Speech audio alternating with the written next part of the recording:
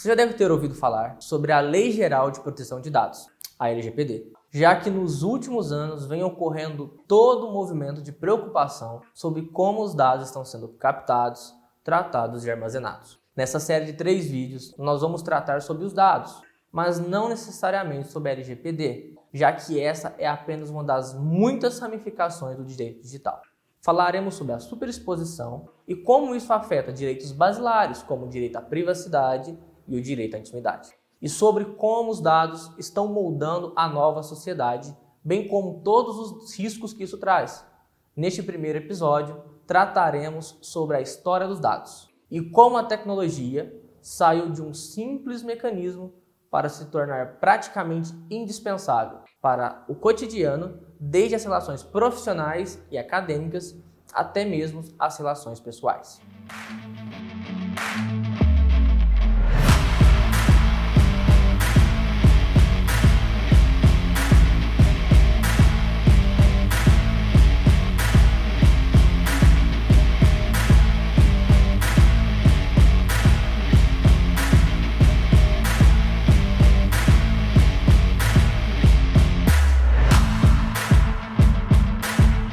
A origem da palavra dado vem do latim datum e significa aquilo que se dá.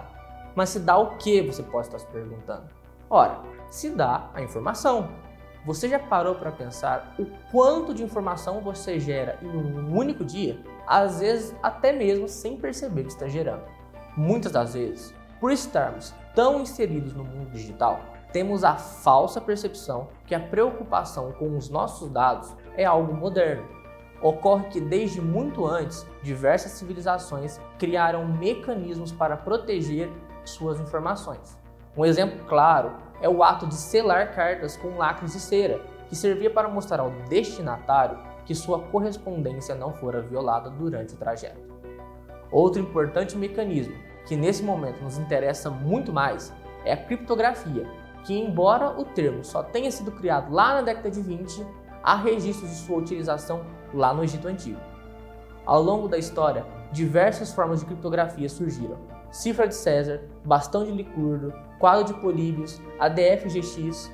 Contudo, o modelo que nos é relevante foi criado lá na Alemanha durante a Segunda Guerra Mundial. Uma máquina de cifras brilhante chamada Enigma. Essa máquina criava códigos criptografados cuja chave era mudada todos os dias, o que tornava impossível que os criptoanalistas decifrassem as mensagens. Porém, graças ao trabalho do pai da computação, Alan Turing, juntamente com toda uma equipe, criaram um mecanismo chamado bomba, uma máquina que fazia um movimento reverso ao Enigma, conseguindo decifrar mais de 75% das mensagens, o que teve grande papel na vitória dos aliados na Segunda Guerra. Ocorre que pouco tempo depois, 2 das potências vencedoras da Segunda Guerra Mundial entraram em conflito, um conflito político-ideológico, que foi estendido por décadas, sendo denominado Guerra Fria. Este período foi marcado por diversos programas governamentais. Um deles foi o ARPANET, que é considerado a antecessora da internet. Este projeto foi idealizado pelo cientista Joseph Licklider, que criou o conceito que construiu uma rede de computadores unificada. Mas foi apenas uma década depois que um de seus colegas, Paul Baran, conseguiu finalmente enviar uma mensagem para outros acadêmicos e colegas espalhados em diversas universidades nos Estados Unidos. O envio dessa mensagem foi um marco, já que após esse feito, não foram poucos os avanços, já que na próxima década, 2 amigos criaram o Protocolo de Controle de Transmissão e o Protocolo de Internet, também conhecidos hoje como TCP e IP, possibilitando a conversação entre computadores em todo o mundo.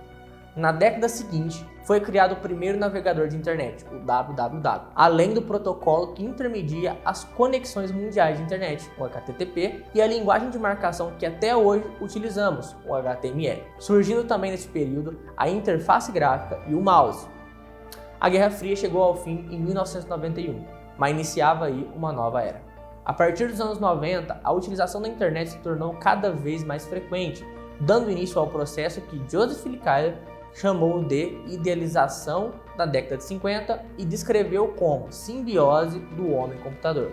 Mas foi em 2007 que ocorre o que chamamos de uma das maiores revoluções da tecnologia moderna, Ao menos, foi um feito que viria a alterar completamente a sociedade pouco mais de uma década depois.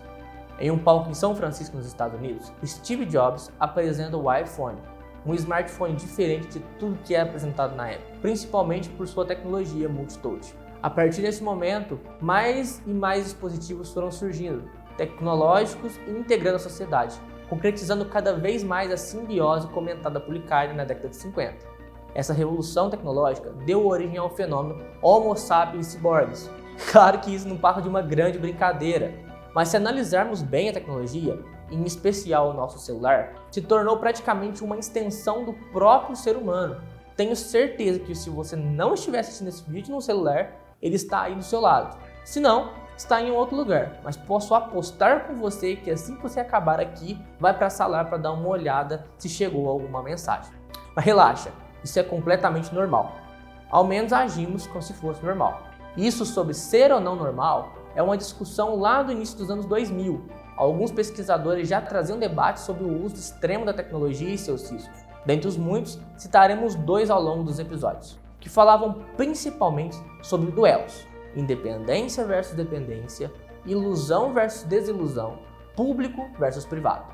Talvez você esteja se perguntando, se o debate é sobre a geração de dados, por que falar sobre a criação da rede em si?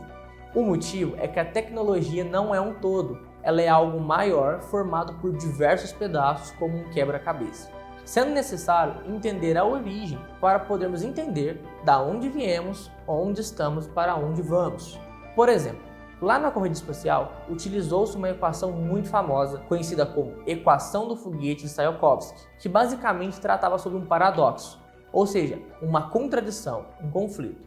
Pensando no seguinte, para chegarmos ao espaço, precisamos utilizar foguetes.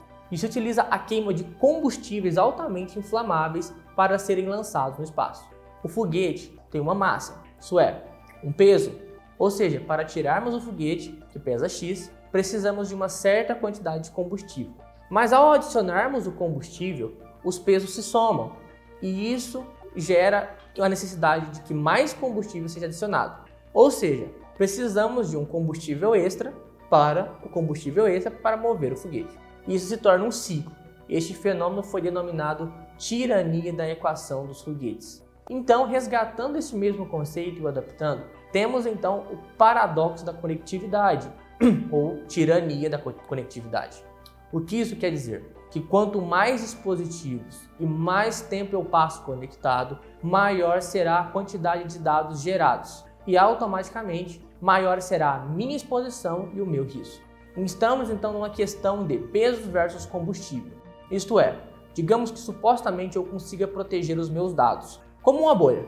Mas conforme eu for continuando a usar a tecnologia, mais dados serão gerados e mais bolhas serão necessárias.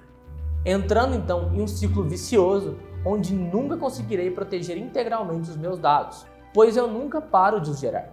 Talvez você, que faça parte da chamada geração Z, ou até mesmo da geração Alpha, não perceba tanto a integração da sociedade com a tecnologia, porque esse fenômeno cresceu junto com você. Mas para você da geração X ou Millennium, o contato foi maior, o que possibilitou perceber de maneira mais ampla como a tecnologia chegou e se propagou em todas as esferas. Essa foi uma introdução histórica de como chegamos até aqui e como é importante discutir sobre a proteção de dados nos dias de hoje. Te aguardo no próximo episódio, onde veremos mais a fundo sobre a superexposição de dados e como isso afeta diretamente os direitos à privacidade e à intimidade, bem como a forma com que o direito, embora um pouco tardio, vem tentando proteger a sociedade, criando mecanismos legais, como recentemente a LGPD. Curta esse vídeo e compartilhe. Até mais!